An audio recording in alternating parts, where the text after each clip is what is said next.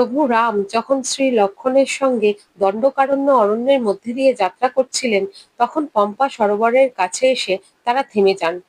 প্রভু রাম স্নান করবেন বলে পম্পা সরোবরের কাছে এসে তার ধনুষটি মাটিতে রাখেন।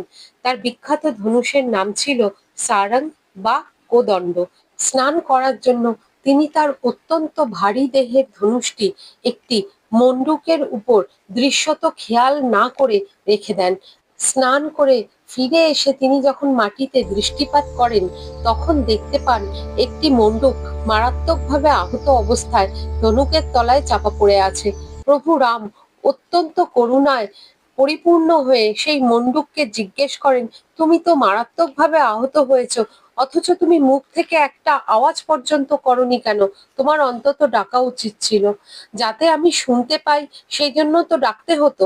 মণ্ডূকটি অত্যন্ত ক্ষীণ কণ্ঠে উত্তর দেন, হে প্রভু, প্রত্যেকবার আমি যখন বিপদে পড়ি, আমাকে কোনো সাপ খেতে আসে, তখন আমি তোমাকেই ডাকি, তোমাকেই স্মরণ করি।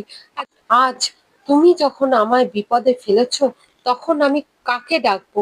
হে প্রভু, আমার কোনো অভিযোগ নেই, যা হয়েছে আমি জানি আমারই কোনো কর্মের ফল এটা। আমার চিরন্তন মঙ্গলই এর মধ্যে নিহিত আছে। হে প্রভু, তুমি আমায় যে ব্যথা প্রেরণ করছো, সেই ব্যথা সহ্য করার মতো সাহস ও ক্ষমতা দাও। এই কাহিনী দেখায় সমস্ত প্রচেষ্টার করার পরও জীবনে যদি কষ্ট আসে, তাহলে ভগবানের প্রসাদ রূপে তা স্বীকার করে নেওয়া উচিত।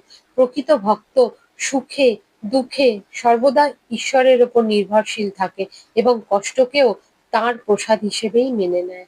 এই কাহিনীটি স্বয়ং ঠাকুর শ্রী শ্রী রামকৃষ্ণদেব তার শিষ্যদের শোনাতেন।